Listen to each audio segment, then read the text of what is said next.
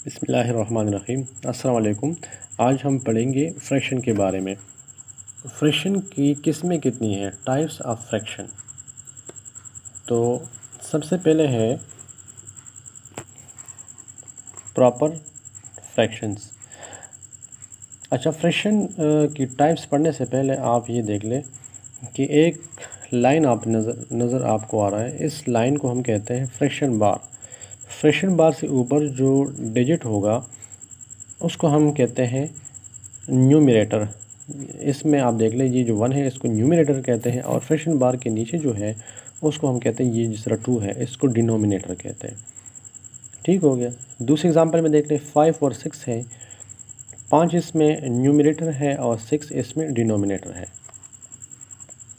अच्छा, तो सबसे पहले जो किस्म है फ्रैक्शन की वो प्रॉपर फ्रैक्शन है। प्रॉपर फ्रैक्शन में आप देख लें, जो डिनोमिनेटर है वो बड़ा होगा न्यूमरेटर से। इन दोनों में आप देख लो 1/2 और 5 और 6, इन दोनों में डिनोमिनेटर जो है वो बड़ा है न्यूमरेटर से। ठीक हो गया।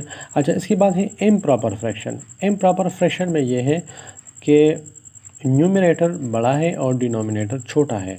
7 और 5, 8 और 3। इस तरह दूसरे एग्जांपल आप देख सकते हैं। तीसरा आप देख लें, तीसरे में है mixed fraction. Mix fraction, mix में क्या है कि ये देखिए, ये होल नंबर है 3 आप देख लें, और उसके साथ 1 और 2 है। सिमिलरली आप देख लें 2 होल नंबर है और 3/5 है। तो इस तरह की फ्रैक्शन को हम कहते हैं मिक्स्ड फ्रैक्शन। ठीक हो गया। इसके बाद है यूनिट फ्रैक्शन। यूनिट फ्रैक्शन का मतलब ये है कि न्यूमरेटर जो है उसमें 1 होगा। 1/5, 1/3, 1/2, 1/7, 1/10, यानी न्यूमरेटर में हमेशा 1 होगा, नीचे जो भी है डिनोमिनेटर में वो हो सकता है। ठीक हो गया, यूनिट फ्रैक्शन। इसके बाद है लाइक फ्रैक्शन। लाइक फ्रैक्शन में क्या है कि न्यूमरेटर चेंज है और डिनोमिनेटर सेम है। अब यहाँ पे देख लें 1/5 और 2/5, इन दोनों एग्जांपल में क्या है, डिनोमिनेटर सेम आ रहा है 5।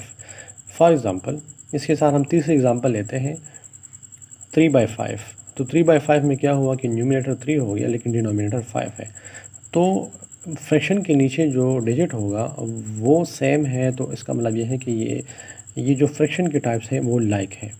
अनलाइक में क्या है, अनलाइक फ्रैक्शन में ये है कि न्यूमरेटर और डिनोमिनेटर एक दूसरे से मुख्तलिफ है। यहाँ पे देख लें 2 और 5 है, और यहाँ पे देख लें 1 और 3 है। इसको अगर हम कंपेयर कर लें लाइक फ्रैक्शंस के साथ, तो वहाँ दोनों डिनोमिनेटर में जो डिजिट्स थे वो 5 था, या एक जैसे आप समझ लें। 1/4 भी हो सकता है, 2/4 भी हो सकता है, एनीथिंग कैन बी। अच्छा, यहाँ पे आप देख लें, यहाँ पे 2/5 है और यहाँ पे 1 और 3 है, तो 3 और 5 एक दूसरे मुख्तलिफ है। इसको हम कहते हैं अनलाइक फ्रैक्शंस। अच्छा, इसके बाद है इक्विवेलेंट फ्रैक्शन। इक्विवेलेंट फ्रैक्शन में ये है कि होगा तो ये फ्रैक्शन की किस्म है, लेकिन आप अगर देख लें इसको, तो ये 2 और 6 है और ये 1 और 3 है।